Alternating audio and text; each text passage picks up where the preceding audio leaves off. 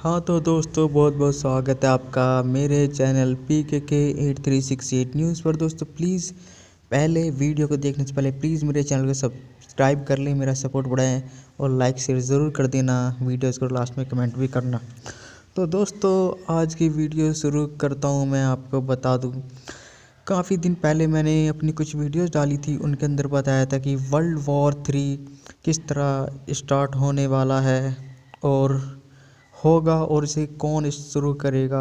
तो दोस्तों अब मेरे को ये बताते हुए बिल्कुल भी कुछ ज़्यादा सोचने की हिचकने की ज़रूरत नहीं है कि वर्ल्ड वॉर शुरू हो चुका है। ये तो मैंने आपको पहले ही बताया था कि वर्ल्ड वॉर जो होता है वो अक्सर होता किस लिए है, आर्थिक तंगियों की वजह से।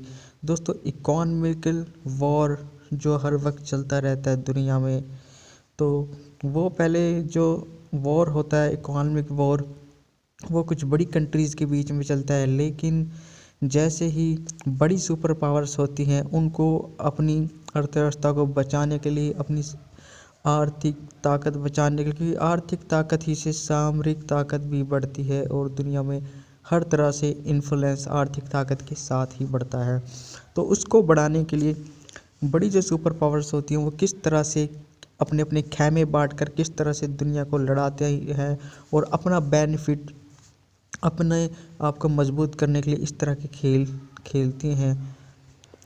तो दोस्तों अब जो मेन दो पोलों में दुनिया बटी है, एक अमेरिका वाला पोल हो गया और एक पोल हो गया चाइना वाला, रसिया चाइना, जिसमें कि एशियन कंट्रीज़ है काफ़ी, और अमेरिकन पोल में है आपका यूरोपीय होगा और अनेक इस तरह के उनकी कंट्रीज़ होगी।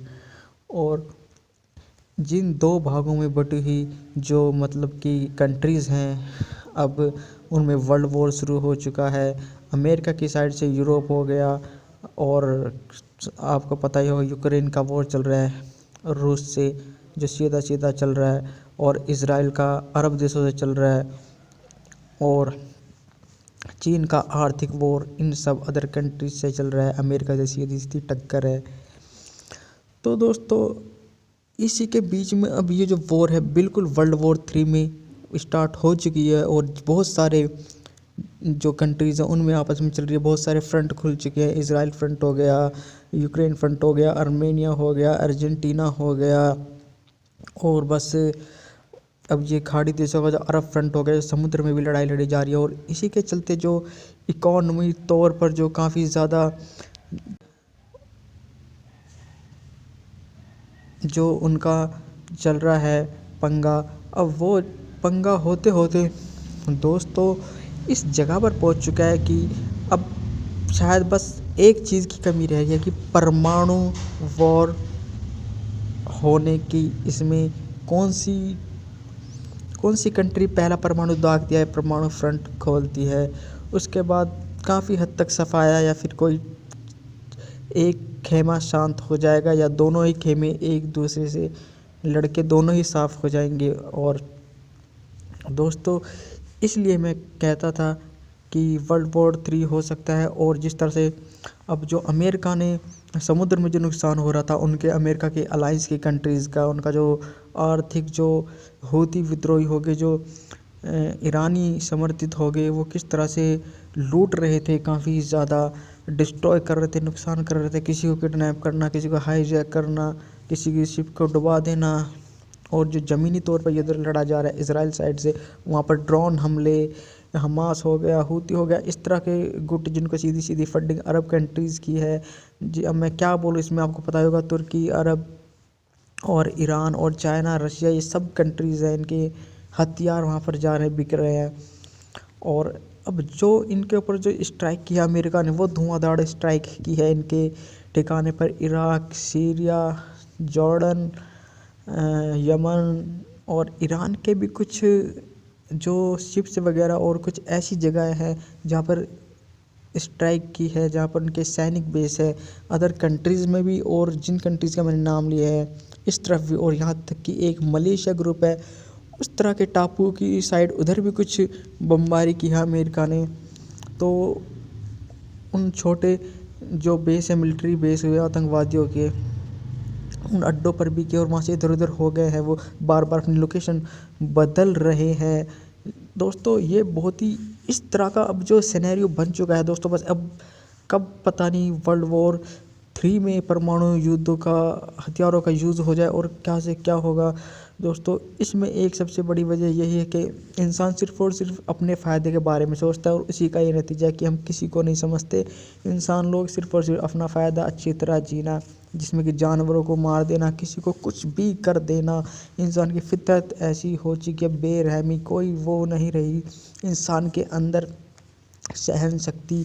और इसका एक नतीजा है कि कोई भी कंट्री हो या कोई भी इंसान सिर्फ और सिर्फ अपना भला चाहता है, अपने आप की ग्रोथ चाहता है और सामने वालों को बिल्कुल कुचल देना चाहता है। और इसके परिणाम अब सामने आ रहे हैं दोस्तों, चाहे कोरोना वॉर हो, चाहे अब ये जो वॉर चल रही है, धर्मों के बीच में वॉर हो गई, इसके परिणाम बहुत ही भयानक होने वाले हैं।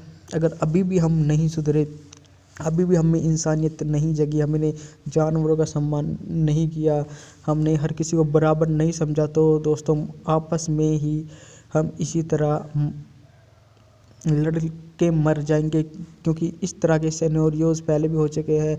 आपस में कुछ पहले सभ्यताएं थी, बहुत बड़ी बड़ी सभ्यताएं थी, वो इसी तरह नष्ट हुई हैं। और कहते हैं इतिहास अपने आप को दोबारा दोहराता है और शायद वही दोहराने की तरफ जा रहा है और एक बार फिर शायद हमारी ये सभ्यता साफ़ हो सकती है। क्योंकि इससे पहले मैंने बताया डायनासोर सभ्यता, चाहे सिंधु घाटी सभ्यता या माया सभ्यता या हड़प्पा, कितनी सभ्यताएं साफ़ इसी तरह हुई हैं, आपस में एक दूसरे का दोहन करके, शोषण करके।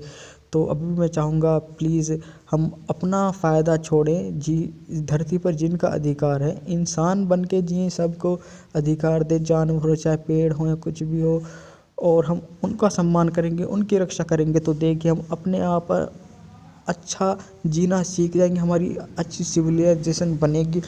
दोस्तों ये मैंने वो बहुत इम्पोर्टेंट बात बताई है, इतने भयानक मोड़ पे जा चुकी है ये दुनिया, अब आपको भी अंदाज़ा हो ही गया है। और हो सकता है कोई पिरामिड जैसे भी कोई चीज़ टकरा जाए और हम साफ़ हो जाए, कुछ भी हो सकता है। क्योंकि हम इंसान बहुत ही ज़्यादा गलत कर रहे हैं इस धरती के साथ, इस धरती के अन्य जीवों के साथ, सिर्फ़ और सिर्फ इंसानों को छोड़ के अन्य सभी जीवों के साथ हम बहुत ही ज़्यादा गलत कर रहे हैं। तो प्लीज़ हमें सुधर जाना चाहिए। क्योंकि दोस्तों जब किसी को दर्द होता है तो दर्द उसी को पता होता है। अब इंसानों को दर्द होता है तो वो दर्द उसको समझ में आता है कि हाँ हमें दर्द हो रहा है, एक्शन। तो जानवर के साथ जो आप करते हो, जो करते हो, प्लीज़ इस चीज़ को उनके साथ बेरहमी ना करें, समझें। और यही एक है बचने का रास्ता। जब हम इस तरह से उनको समझेंगे तो हम अपने आप में सबका सम्मान करना सीख जाएंगे और सबके जो भी एरिया बचेंगे किसी का नहीं होगा नुकसान। और यही एक है। तो मेरी जो समझ आपको जैसी भी लगी, आप प्लीज़ इसका रिप्लाई ज़रूर देना, कमेंट्स करना, शेयर करना। वीडियो अच्छी लगी तो जय हिंद, वंदे मातरम, भारत माता की जय। प्लीज़ इन फ्रंट्सों से हमें बचना चाहिए, यही एक तरीका है। Thanks for watching.